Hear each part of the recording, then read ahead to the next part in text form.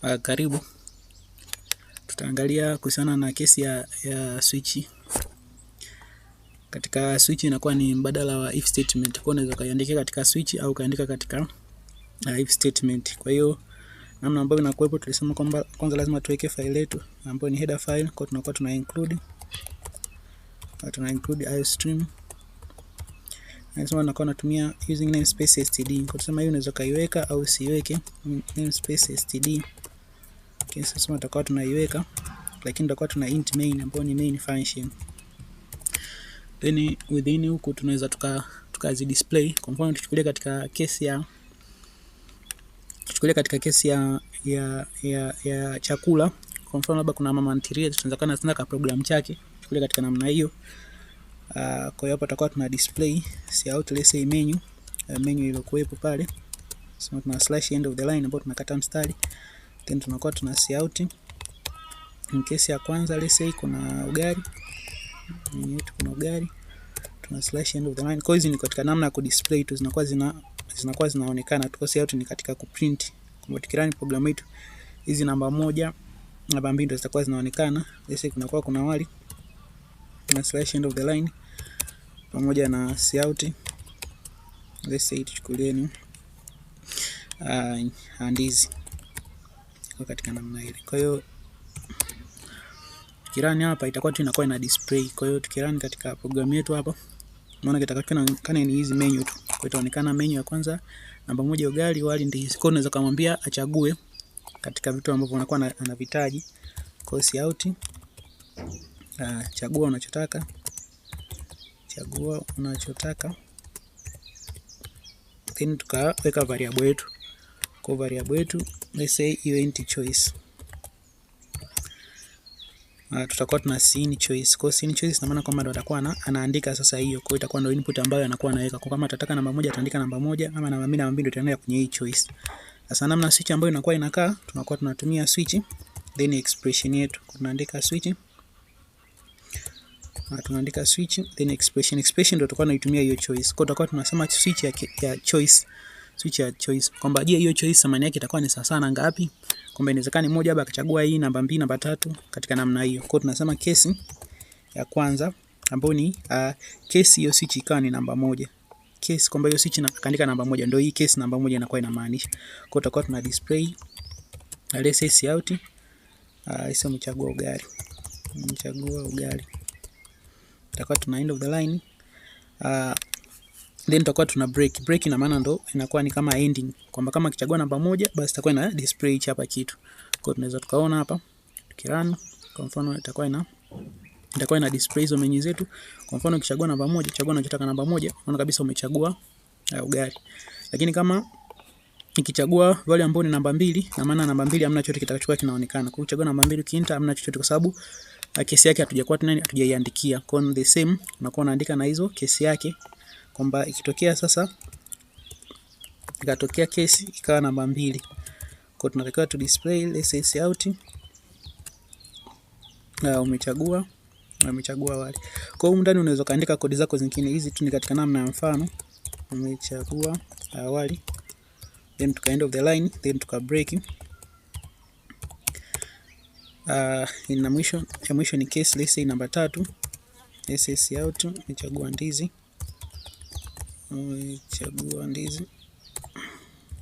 Then na yenyewe pia tunakuwa tuna terminate, then tunakuwa tuna break. Kwa hiyo inakuwa namna hiyo. Kwa hiyo kama haitochaguliwa namba moja, au kama itakuwa namba moja hii choice yetu, au haitakuwa namba mbili, haitakuwa namba tatu, tunakuwa tuna kitu tunatumia defaults. Kwa defaults ni kama ni badala, kwamba kama isipokuwa zile, je, kitu gani ki happens. Kwa hiyo tunaweza kumwambia cout, umechagua sio sahihi. Umechagua sio sahihi. Inakuwa katika namna hii. Kwa hiyo kama tukirun,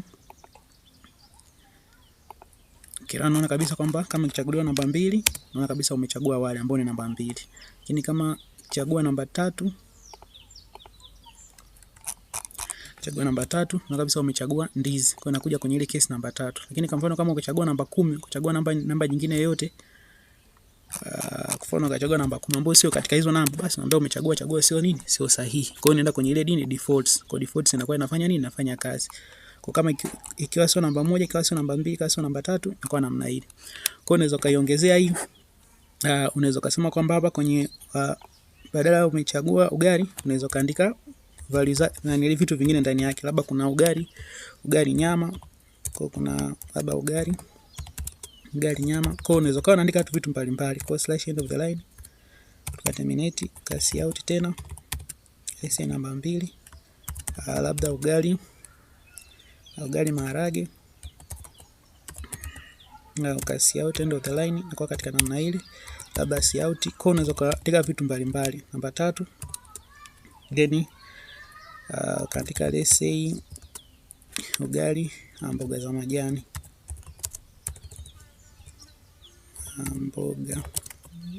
Ugali na mboga za majani.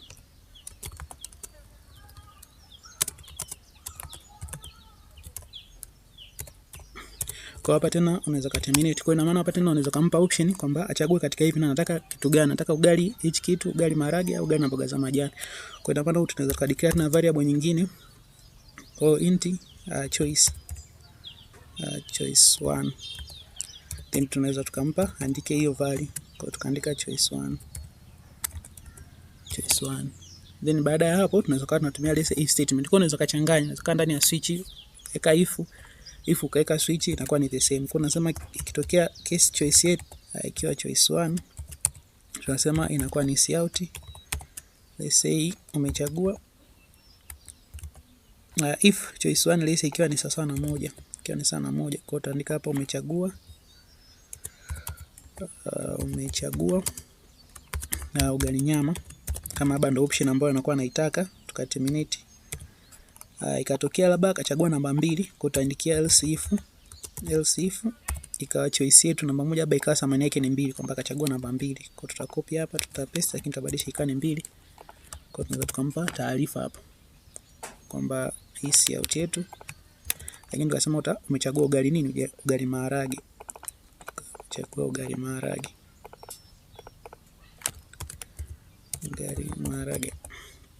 Kwa inakuwa namna hiyo. Kwa unaweza kama options zinaendelea, unaweza kuweka else if namba 3 the same. Ukiwa umemaliza kwamba akachagua labda tofauti, unaweza kuweka else kwamba ikawa thamani tofauti. Kwa unaambia kabisa si out. Let's say umechagua tofauti na umechagua sio sahihi.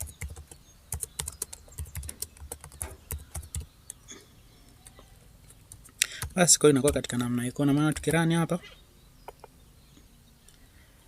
kirani hamna errors, lakini tukicompile unaona kabisa kwamba kuna namba 1 ile inawezekana namba 1. Kwa ina maana kesi namba 1 inafanya kazi, ambapo tuna hizi taarifa za ugali kama umechagua ugali, lakini kuna hizi taarifa za ugali.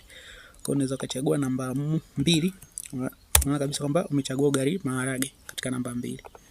Kwa tukirani tena, kwa mfano akachagua namba 1 ambayo ndio ugali sahihi, lakini kaandika namba nyingine tofauti labda namba 45, unaona kabisa kwamba umechagua sio sahihi. Lakini pia tunaweza tukaweka switch katika switch kwa kutumia nini? Kwa kutumia characters. Kwa mfano tunaweza tukazifuta hizi.